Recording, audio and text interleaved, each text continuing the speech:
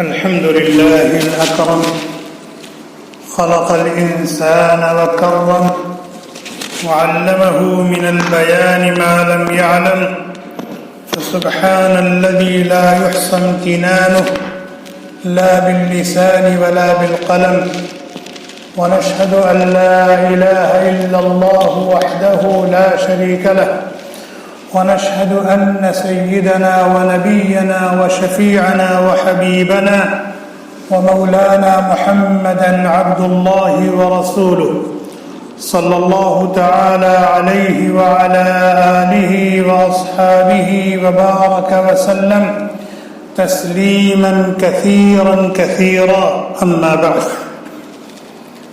أعوذ بالله من الشيطان الرجيم بسم الله الرحمن الرحيم فلا تعلم نفس ما أخفي لهم من قرة أعين جزاء بما كانوا يعملون. عن جابر رضي الله عنه قال قال رسول الله صلى الله عليه وسلم إن أهل الجنة يأكلون فيها ويشربون ولا يطفلون ولا يبولون ولا يتغوطون ولا يمتخطون. قالوا فما بال الطعام يا رسول الله؟ قال جشاء ورشح كرشح المسك يلهمون التسبيح والتحميد كما يلهمون النفس. رواه مسلم أو كما قال النبي صلی اللہ علیہ وسلم.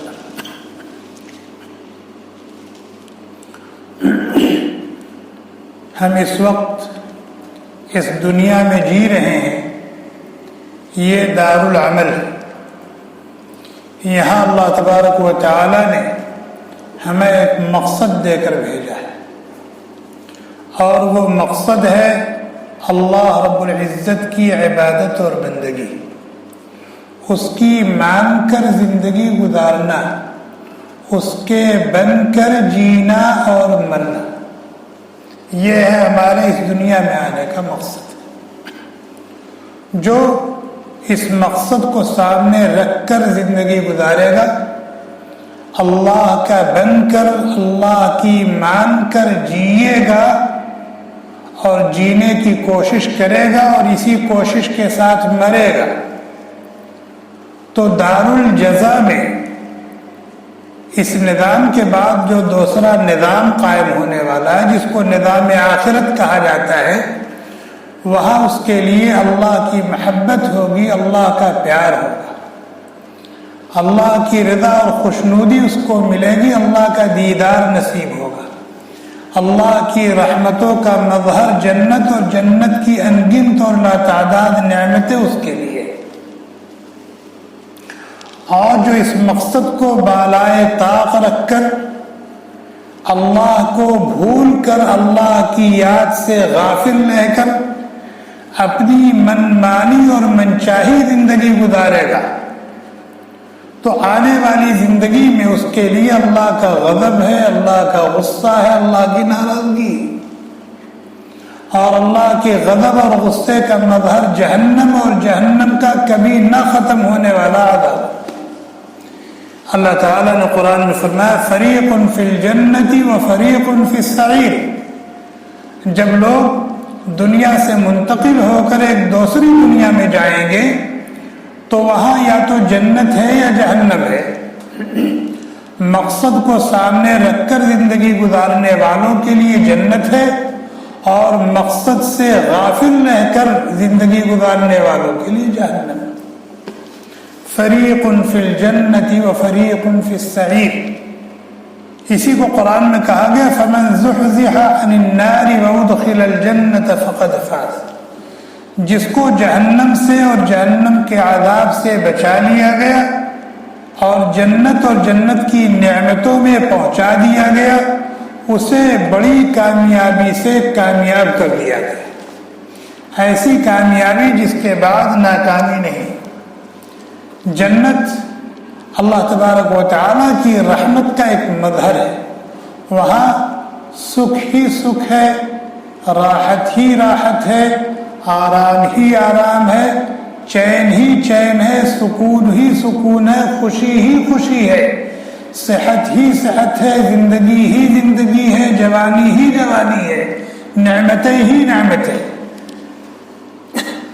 اور جہنم میں دکھ ہی دکھ ہے، تکلیف ہی تکلیف ہے، رنج و غم ہے، ہائے اور وائے ہے، شور و غل ہے۔ وہاں راحت اور خوشی، سکھ اور چین نام کی کوئی چیز نہیں۔ اور جنت کی جتنی نعمتیں ہیں دنیا کی نعمتوں سے بالکل الگ اور تھلگ ہے۔ وہاں کی نعمتوں کو مثال کے طور پر یہاں کی کوئی نعمت نہیں پیش کی جا سکتی۔ چنانچہ اللہ تعالیٰ نے قرآن میں فرمایا فَلَا تَعْلَمُ نَفْسٌ مَّا أُخْفِيَ لَهُم مِّن قُرَّةِ أَعْيُنٍ۔ ہم نے اپنے نیکوکار، اطاعت شعار، متقی و پرہیزگار، فرما بردار بندوں اور بندیوں کی آنکھوں کی ٹھنڈک کے لیے کیا کیا نعمتیں تیار کی ہیں، نہ تو اس کو کسی کان نے سنا، نہ کسی آنکھ نے دیکھا، اور سننا اور دیکھنا تو دور کی بات ہے، کوئی سوچ بھی نہیں سکتا کہ ایسی بھی نعمت ہوتی ہے۔ وہاں کی ہر نعمت یہاں کی ہر نعمت سے مختلف اور بالکل الگ ہو۔ یہاں جو کچھ ہے جس شکل میں ہے قلیل ہے اور فانی ہے، اور وہاں کی ہر نعمت کثیر ہوگی اور باقی ہوگی۔ مثال کے طور پر ہم یہاں کھاتے اور پیتے ہیں، غذا کے طور پر کھاتے اور پیتے ہیں یا دوا کے طور پر کھاتے اور پیتے ہیں؟ کھاتے اور پیتے ہیں۔ تو ہم جو کچھ کھاتے اور پیتے ہیں، چاہے غذا کے طور پر چاہے دوا کے طور پر، اس کا نتیجہ کیا ہوتا ہے؟ اس سے خون بنتا ہے، اس سے بلغم بنتا ہے، اس سے سودا بنتا ہے، اس سے صفرا بنتا ہے، اور غذا اور دوا کی بڑی مقدار پیشاب بن کر خارج ہوتی ہے، پاخانہ بن کر خارج ہوتی ہے، ناک کے راستے سے ریزش کی شکل میں خارج ہوتی ہے، منہ کے راستے سے تھوک کی شکل میں خارج ہوتی ہے، اور کان کے راستے سے خارج ہوتی ہے، آنکھ کے راستے سے خارج ہوتی ہے۔ ہوتی ہی نہیں ہوتی، یہ غذا ہی تو ہے۔ کان سے جو گندگی نکلتی ہے وہ غذا کا اثر ہے، آنکھ سے جو کیچڑ وغیرہ نکلتا ہے وہ غذا کا اثر ہے، ناک سے جو ریزش نکلتی ہے وہ غذا کا اثر ہے، تھوک اور بلغم نکلتا ہے یہ غذا کا اثر ہے، پیشاب اور پیخانہ نکلتا ہے یہ غذا کا اثر ہے۔ یہ غذا کا جو فضلہ جس کو کہتے ہیں، زائد مادہ جو خون بننے سے رہ گیا، جو بلغم بننے سے رہ گیا، جو سودا اور صفرا بننے سے رہ گیا، وہ خارج ہو رہا ہے۔ کتنا تکدر ہوتا ہے؟ تکدر ہوتا ہے کہ نہیں ہوتا ہے؟ پیشاب کرنے جاتے ہیں تکدر ہوتا ہے کہ نہیں؟ طبیعت بگڑتی کہ نہیں بگڑتی؟ پیخانہ کرنے جاتے ہیں طبیعت بگڑتی کہ نہیں بگڑتی؟ بلغم آتا ہے، تھوک نکلتا ہے، طبیعت بگڑتی کہ نہیں بگڑتی؟ ناک آتی ہے، طبیعت بگڑتی کہ نہیں بگڑتی؟ کان سے گندگی نکالتے ہیں، طبیعت بگڑتی نہیں بگڑتی؟ یہ دنیا کی غذا اور دوا ہے۔ غذا کے طور پر آپ اچھی سے اچھی نعمت کھائیں، غذا کے طور پر آپ اچھے سے اچھا مشروب پئیں، دوا کے طور پر آپ اچھی سے اچھی دوا استعمال کریں، لیکن ان کا انجام اور نتیجہ کیا ہے وہ آپ کے سامنے ہے۔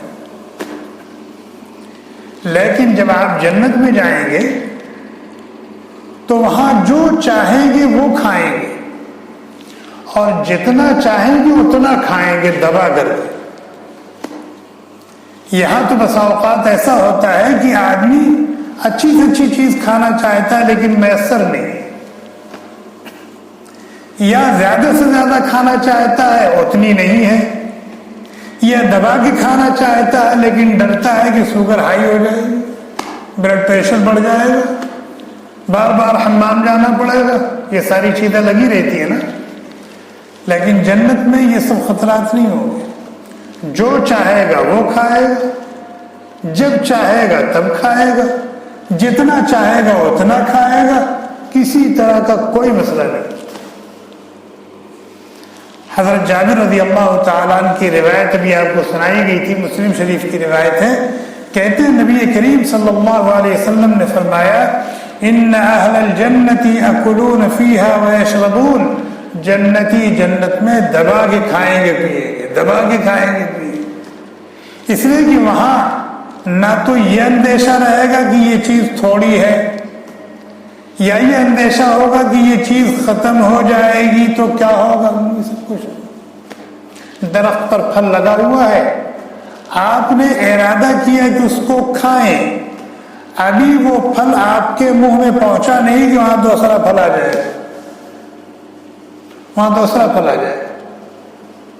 درخت کی کوئی شاخ کا کوئی حصہ کبھی پھل سے خالی نہیں رہے، تو جب آدمی جب چاہے گا کھائے گا، جتنا چاہے گا کھائے گا، تو پھر اسی طرح سے یہ ساری ضروریات بھی اس کے ساتھ ہوں گی۔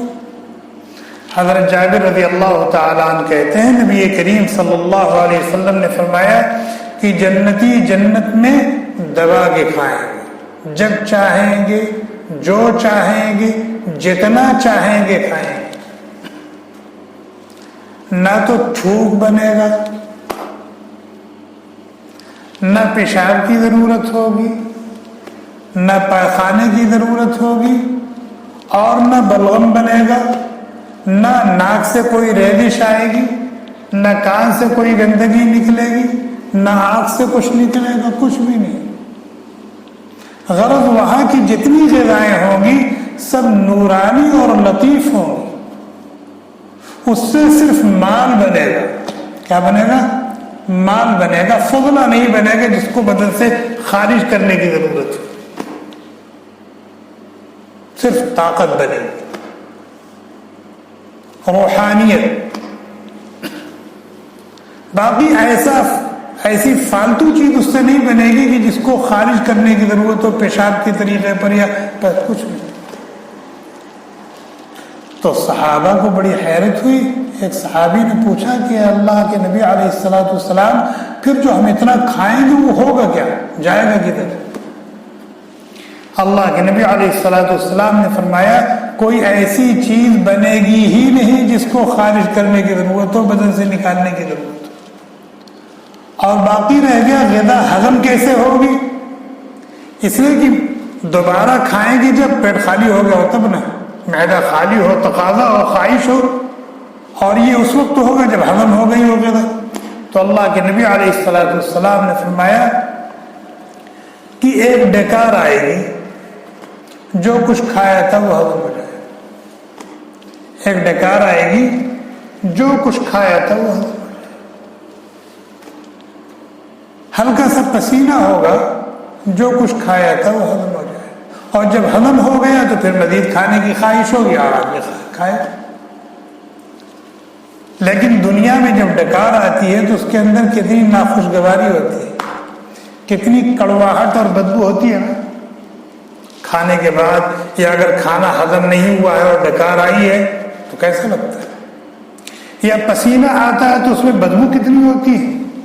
اللہ کے نبی علیہ الصلوۃ والسلام نے فرمایا جنتیوں کو نہ تھوکنے کی ضرورت ہوگی، نہ پیشاب کرنے کی ضرورت ہوگی، نہ پاخانہ کرنے کی ضرورت ہوگی، نہ ناک سے ریزش آئے گی، نہ کان سے کوئی گندگی آئے گی، بس ان کو ایک ڈکار آئے گی اور ڈکار کے اندر مشک و عنبر کی خوشبو ہوگی، ڈکار کے اندر مشک و عنبر کی خوشبو ہوگی، پسینہ آئے گا، پسینے کے اندر مشک و عنبر کی خوشبو ہوگی، اور اس سے وہ کھانا ہضم ہو جائے گا اور جنتی پھر کھانے کی خواہش کرے گا۔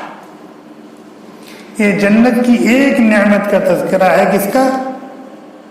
کھانے پینے کا، کہ وہ کتنی نورانی اور لطیف غذا ہوگی جو اللہ تعالیٰ نے اپنے فرما بردار، متقی و پرہیزگار، اطاعت شعار بندوں اور بندیوں کے لیے تیار کر رکھی ہے۔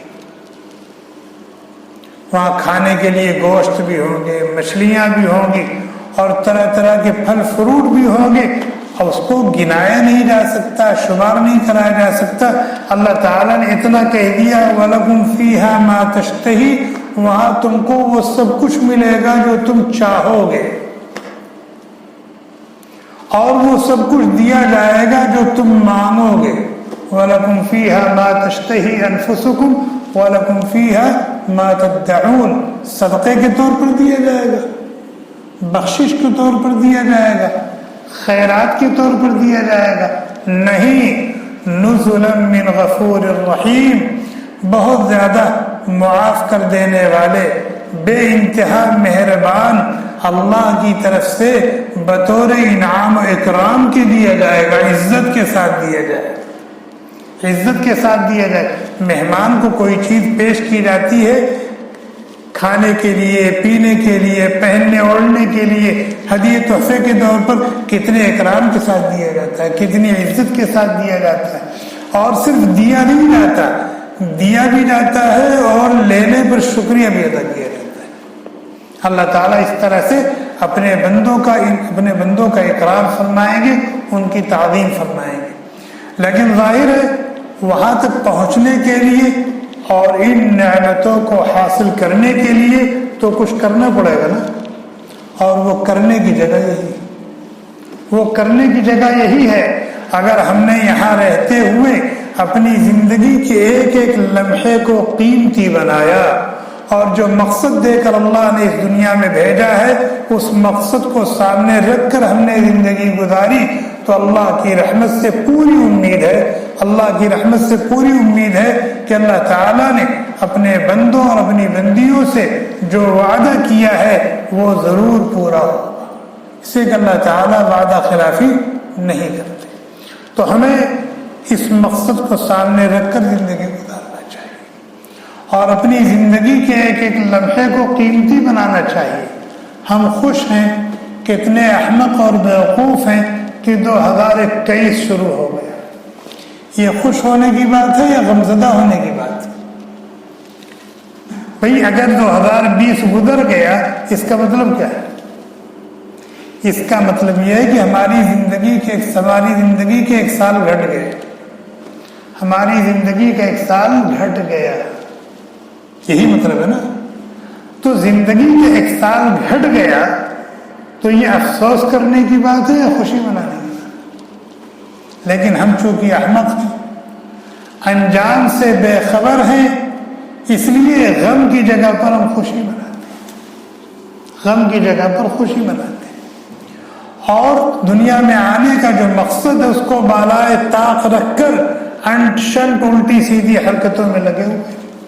ابھی جو رات گزری ہے، جن لوگوں نے اخبارات وغیرہ دیکھے ہوں گے انہوں نے دیکھا ہوگا کہ کیسی خرافات ہوئی۔ غیر کریں تو کریں، ہم جو کہتے ہیں کہ ہم نے اللہ کو مان لیا اور اللہ کی مان کر زندگی گزارنے کا عہد کر لیا، ہم تو اللہ والے لوگ ہیں۔ تو کیا اللہ والے لوگ یہی سب حرکتیں کرتے ہیں؟ اللہ والوں سے اس قسم کی حرکتیں متوقع ہیں؟ افسوس ہوتا ہے، دکھ ہوتا ہے کہ ہمیں کیا مقصد دے کر کے دنیا میں بھیجا گیا تھا اور ہم کیا کچھ کرنے میں لگے ہوئے۔ اللہ تعالی ہم لوگوں کو سمجھ عطا فرمائے، اور جو مقصد دے کر کے ہمیں دنیا میں بھیجا ہے اس کو سامنے رکھ کر زندگی گزارنے کی توفیق عطا فرمائے۔ ہماری دنیا بھی کامیاب بنائے اور آخرت بھی ہماری کامیاب ہے۔ اللہ تعالیٰ جب تک دنیا میں رکھیں ہم سب کو اپنا بنا کے رکھیں، جب دنیا سے لے جائیں اپنا بنا کر کے لے جائیں، ہم سب سے ہمیشہ کے لیے راضی اور خوش ہو جائیں۔ دنیا کے کونے کونے میں اسلام کا بول بالا فرمائیں، ہدایت کی ہواؤں کو عام فرمائیں، ہم سب کو اپنا مطیع و فرما بردار بنائیں۔ سبحان اللہ بحمدہ، سبحانک اللہم بحمدک، ونشهد أن لا إله إلا أنت ونستغفرك ونتوب إليك۔ سبحان ربك رب العزة عما يصفون وسلام على المرسلين والحمد لله رب العالمين۔